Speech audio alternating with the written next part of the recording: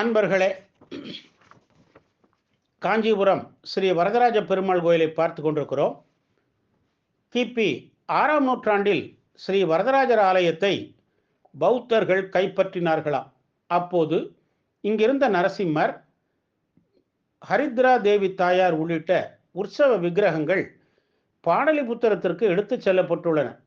அப்போது பெருமாள் பக்தரான ஸ்ரீ தேவராஜ பட்டர் பெரியோர்களுடன் கூடி பேசி ஸ்ரீ வரதராஜர் சிலா உருவை அத்தி மரத்தில் உருவாக்கி கிபி 1519 அத்திவரதரை அனந்தசரஸ் குளத்தின் அடியில் எழுந்தருளச் செய்ததாகவும் ஒரு வரலாறு கூறப்படுகிறது.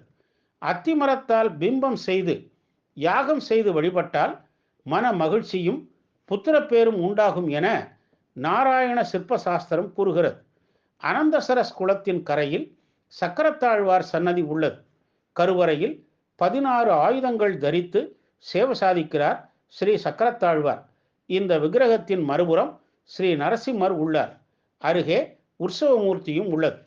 அனந்தசரஸ் திருக்குளத்தின் மேற்கில் வேணுகோபாலர் மற்றும் பூவராகர் ஆகிய சன்னதிகளும் வடகரையில் ரங்கநாதர் சன்னதியும் உள்ளன. குளத்தை கடந்து சென்றால் ஆழ்வார் வீதி எனப்படும் முதல் பிரகாரம். ஆழ்வார் என்றால் அது நம்மாழ்வாரையே குறிக்கும். இது அவர் வீதி என்று வேண்டி பாடியதால் பெருமாள் கருட வாகனத்தில் எழுந்தருளும் போதெல்லாம் இந்த வீதியிலேயே முதலில் எழுந்தருளுகிறார்.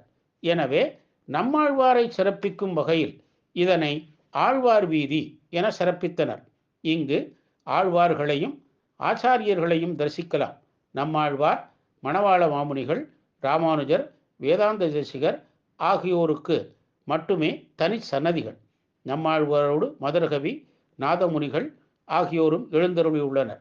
உடையவர் சன்னதியில் முதல் ஆழ்வார்கள் மூவர்: திருமிழிசைப்பிரான், பெரியாழ்வார், தொண்டரடிப்பொடி ஆழ்வார், திருமங்கை ஆழ்வார், ஆளவந்தார், கூரத்தாழ்வார் ஆகியோரையும் தரிசிக்கலாம். தொடர்ந்து மேற்கில் திருக்கச்சி நம்பிகள் சன்னதி, கொடிமரத்திற்கு முன்னாள் உள்ள வேதாந்த தேசிகர் சன்னதி, கோடிக்கா தானம் ஸ்ரீ லக்ஷ்மி குமார தேசிகர், அவர் மனைவி அம்மாங்கார் ஆகியோரை தரிசிக்கலாம்.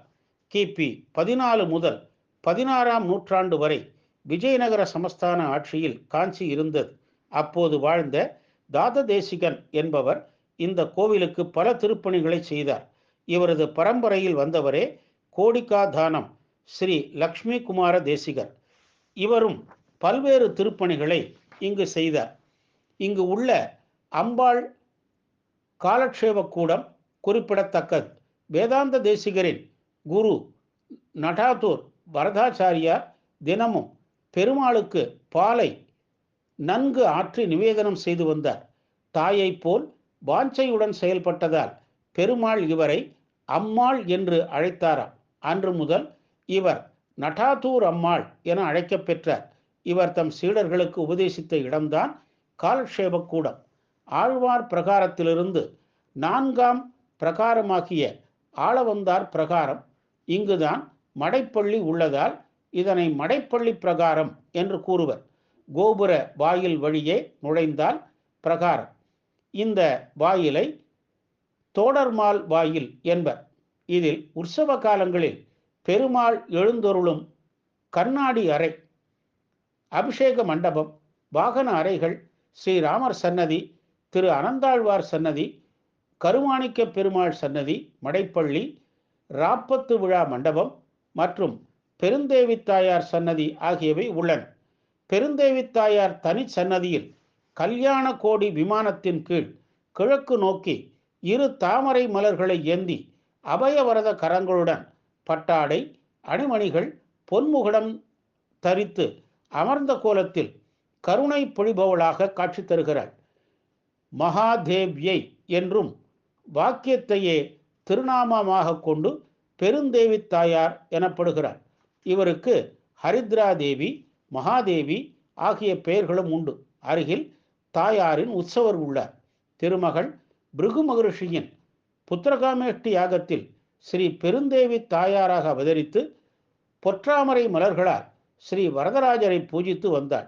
இறுதியில் பெருமாள் காட்சி தந்து பரமசிவன் பிரம்மா, பிருகு மகர்ஷி, காசிபர், கண்வர், காத்தியாயனர், ஹரிதர் முதலிய முனிவர்கள் மற்றும் தேவர்கள் முன்னிலையில் ஸ்ரீ பெருந்தேவி தாயாரை திருமணம் புரிந்து கொண்டார். அற்புதங்கள் தொடரும். ஓம் நமோ நாராயணாய்.